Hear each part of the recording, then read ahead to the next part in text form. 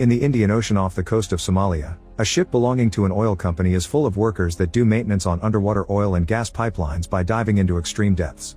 One morning, an alarm begins blaring through the ship, so Engel grabs the little necklace he keeps as a memory of his dead wife and goes to check out what's going on. When he makes it to the comms room, he finds boss Carson arguing with their superiors on the phone, and Mitch explains that the ship is turning because they've found a low pressure read on the pipeline and manifold. Carson wants to send a team underwater and ignores Engel's protests that a storm is coming.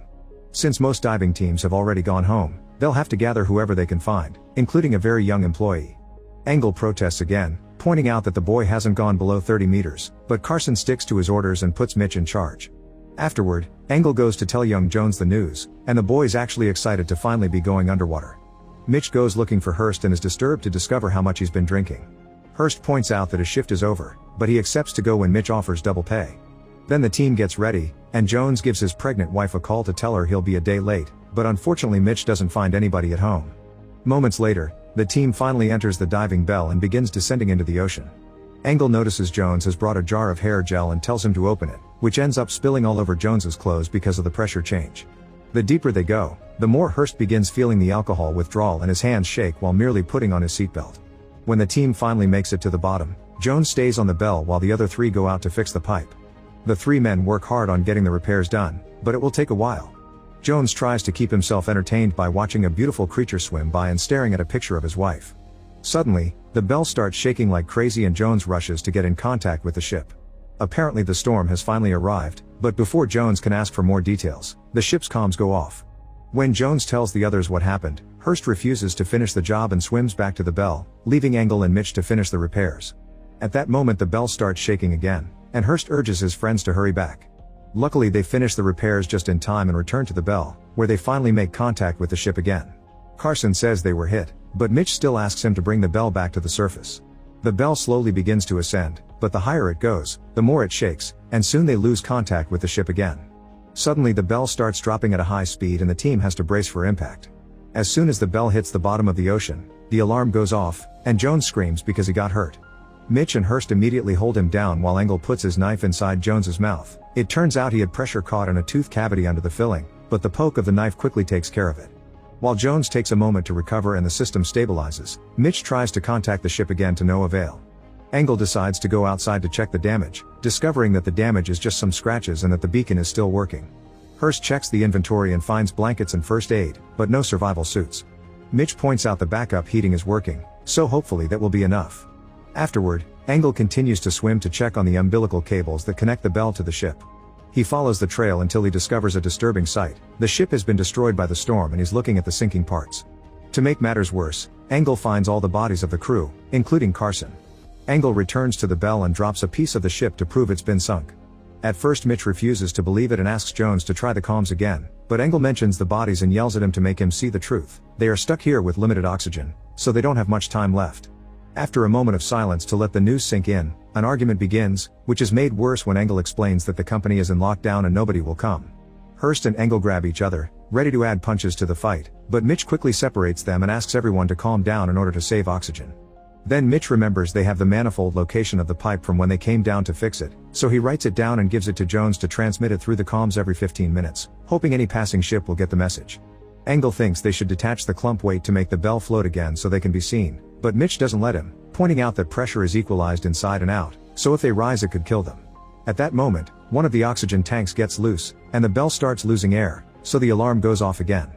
The team rushes to get some masks, especially for Jones who isn't used to this and is already feeling dizzy. Engel also goes down because of his age and takes the other mask while Mitch stabilizes the bell and notices they've lost 2 hours of breathing gas. Another argument ensues as Hurst wants to go looking for the ship wreckage for a new tank and Engel insists on making the bell float, but Mitch insists that it's too risky and they should just wait. Jones continues to try the comms and suddenly they get an answer from a Chinese fishing ship. Unfortunately, because there aren't Chinese citizens in the bell, they refuse to offer help and hang up. Afterward, Hurst and Mitch suit up to go double check on the bell damage before they lose another oxygen tank. Engel watches them go and begins thinking about the day he was out on a trip with his now dead wife, and Jones guesses Engel has no hope of getting rescued. Meanwhile, Hurst and Mitch make sure the cylinders and the valves are well adjusted, but they also discover that there's a crane block on top of the bell. While they work on making the valves extra secure, the crane block falls and crashes against Mitch, knocking him out. Hurst panics and rushes to help him, only to discover Mitch's umbilical is snagged. He tries to detach him, but his shaking hands are having trouble, so Engel ends up jumping into the water with no suit at all. Engel's experience allows him to quickly detach Mitch from his umbilical, and together with Hurst they drag him back into the Belle. As soon as they make inside, they remove Mitch's helmet and he immediately wakes up as he takes deep breaths. Then he proceeds to scold the heck out of Hurst, saying his diving days are over because his hands are useless now that he's an addict. Hurst apologizes, but he also points out that the mechanism had been broken and that he only drinks because of the isolation caused by 18 years of being a diver. A few hours pass, and the Belle loses half the air. Engel insists they should do something, but Mitch is stubborn and still orders them to wait. Moments later, Engel and Jones are sleeping while Mitch throws himself into praying. He's about to fall asleep too when he hears radio static, but when he runs to check, he sadly discovers it's a false alarm.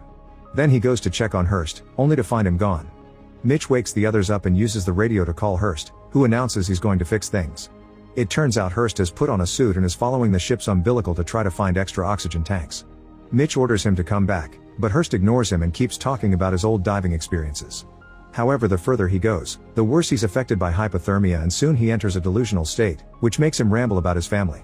Soon Hurst begins complaining about how hot he feels and falls to the ground, dragging his body on the sand as he struggles to breathe.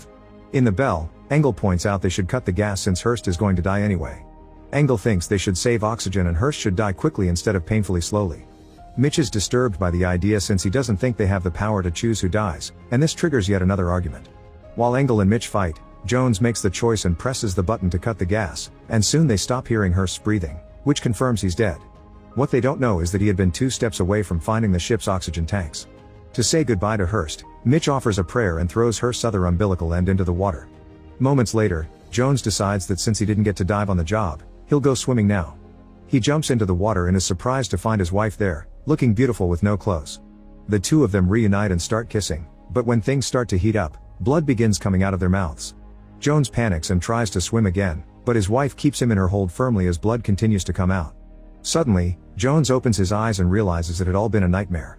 When Mitch checks on him, Jones starts to accept he isn't going to make it and that his wife will have to have the kid alone. He wonders what fatherhood is like, and Mitch tells him a story of how amazing it felt to hold his baby for the first time. At that moment, the heater starts failing, which will add the potential of freezing to death. Luckily, Jones knows how to improvise and uses a torch on a tank they fill with water to make a homemade steam boiler. Now they have a little over an hour left of air, so Mitch decides to write a letter to his family, apologizing for not leaving the job when they asked him to. Then he saves it in a sealed plastic bag so it can be found with his body later. Seeing this brings memories back to Engel again, but the moment is interrupted when the comms suddenly come to life. It's a Navy frigate that came after the Chinese fishing ship passed them the Belle's message, and they confirm that the company never contacted anyone. This new ship will start looking for them, but it may take hours to find them because they don't have the exact coordinates. Since it looks like they'll still die, Engel offers an idea. The drywall chambers on the pipelines carry spare cylinders, so if they mix the gas with their remaining helium, they might buy enough time. Mitch is hesitant because they've drifted for miles and there's no way of knowing where it is, but Engel points out they don't have much of a choice anyway. Mitch approves of the plan and Engel suits up to start searching. Once he finds a pipe and tells Jones the number over the comms, Jones looks at the map and guides him to the closest possible weld chamber. By walking further, Engel uses the suit's gas to the max and runs out of heat. Mitch tries to tell him to come back, but Engel refuses since they're going to die anyway. Jones continues to give him directions through the comms and Engel finds a lot of bodies, but he also finds the weld chamber at last. When he's about to reach for it, he discovers he's at the end of the umbilical line and he can't advance anymore.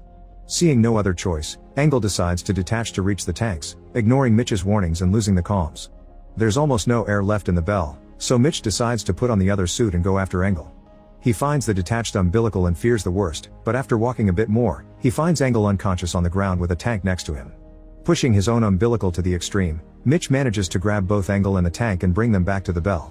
Jones helps them up and immediately takes Engel's helmet off, but the alarm suddenly goes off because the oxygen is about to run out. Mitch sends Jones to connect the new tank while he starts doing CPR for Engel, but there's no response. Assuming it's too late, Mitch pulls back and begins grieving with Jones, who almost starts crying before he notices a slight movement from Engel. As the new tank begins sending oxygen into the Belle, the flashbacks come back to Engel's mind and his friends sit him up to offer him a mask and finally bring him back into consciousness. Now they have 2 hours left of air. When the Navy frigate contacts them again, they inform them that they'll be in the area of their coordinates in an hour and a half, but they still need to locate the exact position because they don't have maps since the oil company has closed all communications. Mitch points out they should find the signal from the beacon, but the ship explains the sonar isn't picking it up, probably because the ship's wreckage is scattered all over the place. The Navy frigate promises to speed up their search before they hang up, and Jones says they should make the beacon float so it appears on the sonar. It's risky, but if they don't try, the beacon will get caught in the deep water currents. Mitch volunteers to go, and while he's getting ready, he gives his letter to Engel so he can give it to his family in case something happens to him. He also shares the discussion he had with his family about leaving his job, and in return, Engel explains he lost his wife in a car crash. Engel still feels guilty about it because he thinks he didn't pull hard enough to get her out of the wreckage. Afterward, Mitch grabs the beacon and begins swimming up, going as far as the umbilical lets him. Then he has to use a switch Jones made to send the beacon up, but the beacon keeps slipping away, so Mitch has to take his gloves off.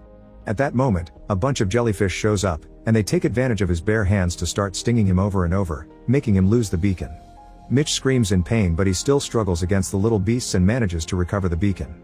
Then he finally presses the button and lets it float up while the jellyfish surrounds him and stings him to death. In the bell, Jones cries when they stop hearing Mitch on the comms. Engel is furious at another loss and tells Jones to cut the gas, but Jones is having a breakdown because he thinks he won't see his wife ever again. Engel has to cut the gas himself, then he grabs Jones to shake him and make him calm down, but when he throws him to the floor, Engel realizes he's losing it too and lets the boy go. Nearby, Mitch's body sinks to the bottom of the ocean. Afterward, Jones takes out a knife and explains death by suffocation is too slow. If rescuers don't come in time, Engel should kill him to end things quickly, because Jones doesn't think he can do it himself. Before Engel can answer, another message from the Navy frigate comes. They've found the beacon, but it'll take an hour for the divers to get there. Seeing no other choice, Engel tells them he'll make the bell float up before hanging up. The duo disconnects the bell, which starts going up quite fast. However, it suddenly comes to a stop when the umbilical gets stuck in the ship's wreckage. Engel points out they'll have to swim up, but it's going to be tough because they must go up 170 feet, and Jones never did more than 30. There's also only one suit left. Jones grabs his knife, ready to end things, but Engel announces Jones will be the one going up with the suit while he stays to accelerate the decompression, pointing out that it's better for one of them to survive than none. Engel gives Mitch's letter to Jones and gives him instructions on how to survive the dive, but Jones can't believe what's happening and demands to know why Engel is willing to do such a thing when he's the better swimmer. Engel confesses that on the day of the car crash, there was a kid in the other car, and he failed to save him too. Now he refuses to let another young person die. Accepting this, Jones puts on the suit and begins swimming up while Engel gives him instructions through the comms. The bell is starting to fill up with water, but Engel ignores it, telling Jones to expect some pain because of the pressure change. Jones starts screaming at the pain in his limbs, saying that he's scared, but Jones encourages him through it.